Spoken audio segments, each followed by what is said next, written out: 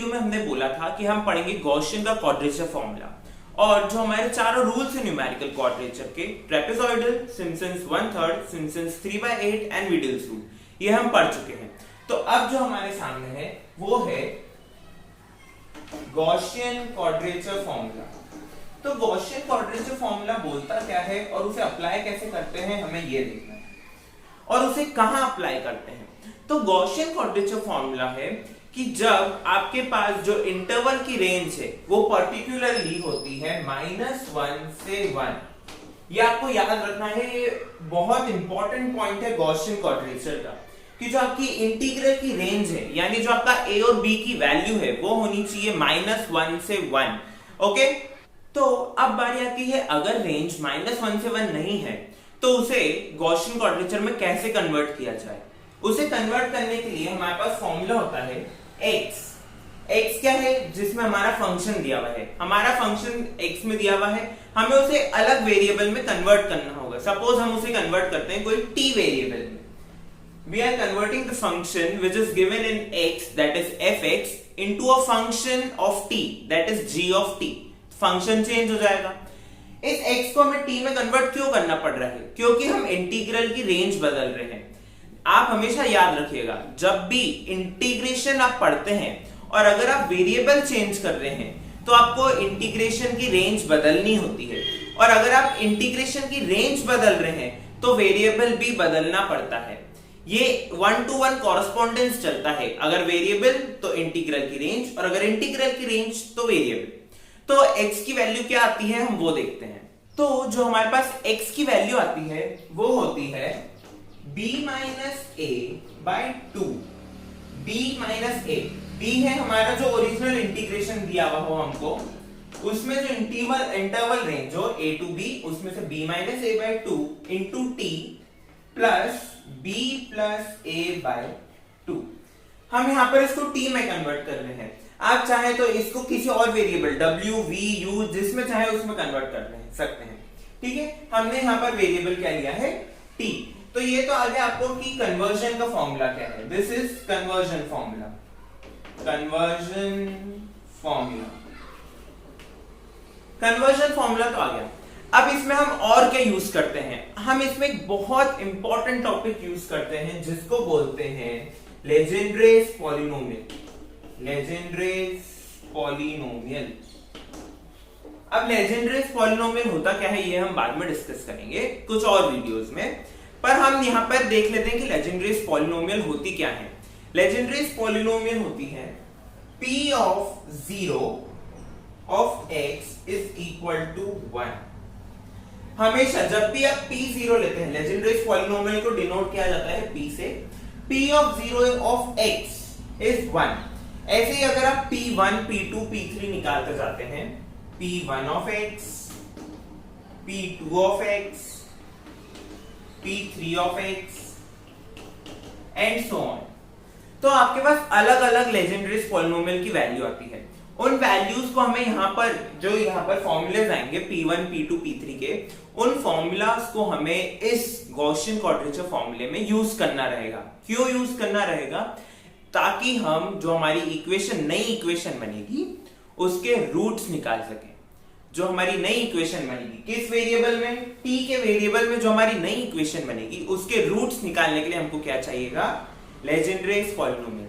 तो अब हम देख लेते हैं p1, p2, p3 की वैल्यूज क्या क्या आती है। तो ये तो है हमारी लेजेंड्रेस पॉलिनोमियल का फॉर्मूला। अब यहाँ पर बात आती है कि ये 0, 1, 2, 3 क्या डिनोट करते हैं। ये डिनोट करते हैं कि जो आपकी इक्वेशन बनी है उसकी डिग्री क्या है। तो 0, 1, 2, 3 क्या डिनोट करते हैं, डिग्री ऑफ इक्वेशन। और यहाँ पर हमने p of x लिया है, इसलिए हम यहाँ पर x वेरिएबल यूज कर रहे हैं। हम यहाँ पर x को, जो हमारा गॉसियन क्वाड्रेचर है, उसमें हम x को कन्वर्ट कर रहे हैं t में।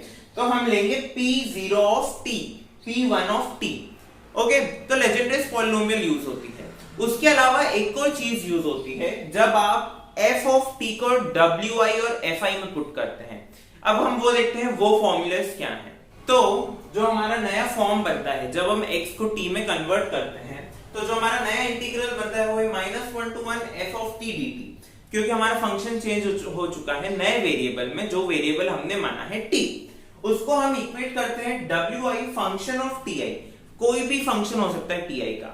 और जब आप इसको एक्चुअल सॉल्व करते हैं, जब आपके पास इक्वेशन आएगी उसको एक्चुअल इंटीग्रेशन से सॉल्व करते हैं, फिर कोएफिशिएंट्स को कंपेयर करते हैं t1 से लेके t2 t3 से tn तक, तब आपको ये इक्वेशंस मिलती हैं जो wi से लेके wi ti 2n-1।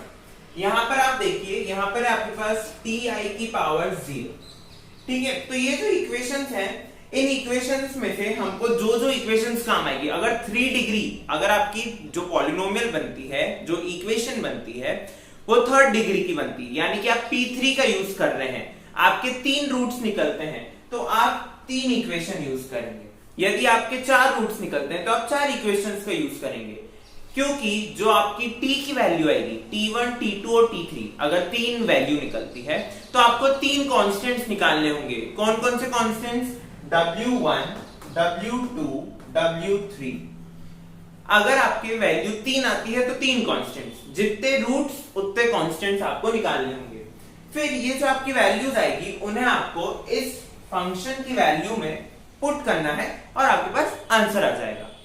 यदि ये बात अभी समझ में नहीं आई है तो हम क्या करते हैं, हम एक एग्जाम्पल देखते हैं, क्योंकि आपको पता है maths is all about examples. Example से मैथ्स जल्दी समझ में आता है, एग्जाम्पल से मैथ्स को समझने में आसानी होती है, एग्जाम्पल से हम कनेक्ट कर पाते हैं कि ये रूल है, ये मेथड है, ये प्रोसीजर है और ये फॉर्मूला है जो हमें ऐसे ऐसे अप्लाई करना है। तो अब हम देख लेते हैं कि गॉसियन क्वाड्रेचर फॉर्मूला का एग्जाम्पल क्या है, इसे अप्लाई कैसे करते हैं। ओके, एग्जाम्पल में हमें सबसे पहले दिख रहा है कि a की वैल्यू है 0 और b की वैल्यू है 1, तो हमें इसे कन्वर्ट करना है -1 to 1 में। उसके लिए हमारे पास x का फॉर्मूला है b - a/2 times t plus b plus a by 2, which gives us 1/2t plus 1/2. Then we have dx is equal to 1/2 dt. तो अब हम क्या करते हैं, जो हमारी x और dx की वैल्यूज हैं उसे फॉर्मूले में पुट कर देते हैं। तो हमारे पास आता है -1 to 1 dx is 1/2 dt upon 1 plus x, 1 plus x is 1/2 t plus 1/2, okay, which gives us -1 to 1 dt 1 upon this gives us 1 t plus 3। तो ये तो हो गया हमारा नया फॉर्मूला, ये आ गया हमारा f of t, function of t।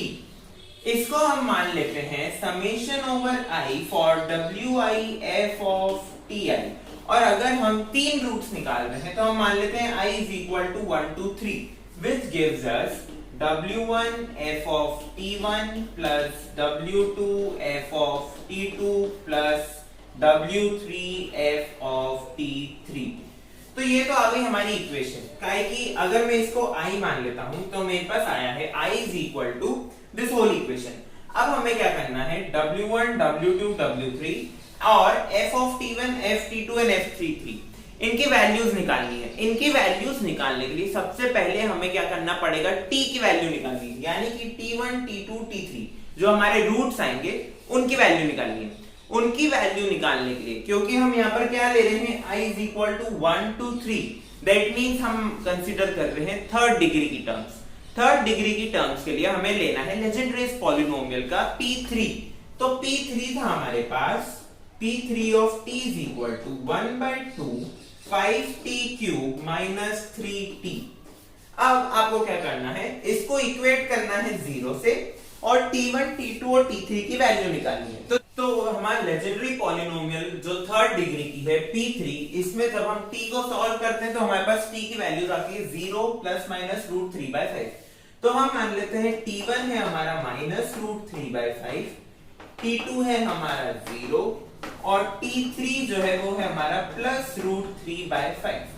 अब हमें क्या करना है, ये तो हमारी आ गई t की वैल्यू। अब हमें उस इक्वेशन में क्या दिखता है, ft1 ft2 ft3 और उसके साथ हमें दिखता है w1 w2 एंड w3। तो हम पहले निकाल लेते हैं w, जो हमारे कांस्टेंट्स है उनकी वैल्यू। उसके लिए हमें कंसीडर करना है summation of wi for i equal to 1 to 3 is equal to 2, That means W1 plus W2 plus W3 is equal to 2. फिर हम लेते हैं summation Wi Ti for I equal to 1 to 3 is equal to 0, which means W1 T1 plus W2 T2 plus W3 T3 is equal to 0.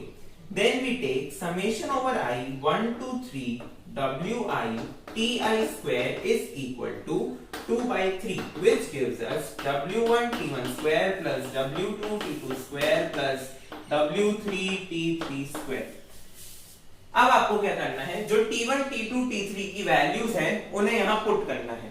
इन्हें put करने के बाद जो W1 W2 W3 इनकी जो वैल्यूज आएगी सॉल्व करने पे, यहाँ पर आपको दिख रहा है दिस इज इक्वल टू 2, यानी कि आप इसको डायरेक्ट तो सॉल्व नहीं कर सकते, उसके लिए आपको किसी दो की वैल्यूज चाहिए. यहाँ आपको दिख रहा है T1 T2 T3, तो अगर मैं T2 की वैल्यू यहाँ पुट कर दूं इन दोनों में, तो ये दोनों टर्म तो हो गई 0, ये दोनों टर्म हो गई 0. अब T3 और T1 हमारे पास दो कांस्टेंट्स हैं, उनकी हम वैल्यू लेंगे और W1 और W3 की वैल्यूज निकालेंगे. तो सॉल्व करने पे हमारे पास आता है W1 W2 एंड W3 की ये values, where W1 is equal to W3 which is 5 by 9 and W2 is equal to 8 by 9.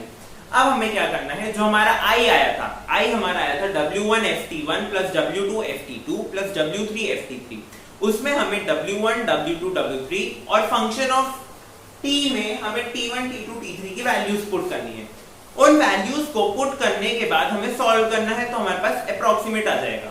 तो अप्रॉक्सीमेट आंसर को सॉल्व करते हैं. तो जब हम इसे सॉल्व करते हैं W1 W2 W3 और f of t था हमारा 1 upon t plus 3, इधर रख दिया हमने T1 plus 3 T2 plus 3 and T3 plus 3.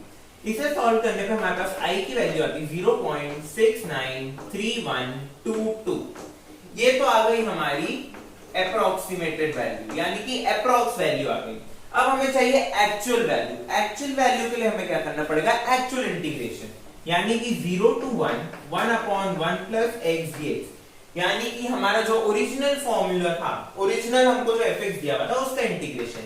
This gives us log 1 plus x from 0 to 1, which is log 2 minus log 1. Log 1 is 0, log 2 is 0.693147. तो अब आप यहाँ देखिए, अगर आप 4 डेसिमल प्लेसेस तक लेते हैं एक्सपांशन को, तो आपके पास जो एरर टर्म आती है, जो हमारी एरर टर्म आती है वो तो आ जाती है 0. लेकिन अगर मैं उसके आगे लेता हूं तो मुझे यहाँ थोड़ा सा एरर दिख रहा है, यानी कि 0.000025. तो ये आ गई हमारी एरर टर्म. तो एरर हमेशा, जैसा कि हमने लास्ट वीडियो में बताया था कि एरर हमेशा किस पे डिपेंड करता है कि आप डेसिमल एक्सपांशन कितना लेते हैं. डेसिमल एक्सपांशन अगर आप ज्यादा लेते हैं, अगर आप ज्यादा डेसिमल तक एक्सपैंड करते हैं, तो आपका हो सकता है एरर टर्म आए और एरर टर्म बढ़े. लेकिन अगर आप कम डेसिमल एक्सपांशन लेते हैं, देखिए अगर यहाँ पर आप डेसिमल एक्सपांशन 4 की जगह 3 या 2 या 1 ही लेते हैं, तो आपको डायरेक्ट दिख जाता है कि एरर टर्म कितना है आपका, 0 एरर. तो यहीं पर हमारा इक्वेशन फिनिश होता है. तो नेक्स्ट वीडियो में हम देखेंगे एक ऐसा एग्जांपल जिसमें हम सारे रूल्स अप्लाई करेंगे, यानी कि trapezoidal rule, Simpson's 1/3 rule, Simpson's 2/3 rule and medians rule. तो नेक्स्ट वीडियो में हमारे साथ बने रहिए. तब तक के लिए thank you for watching. Keep sharing and keep support.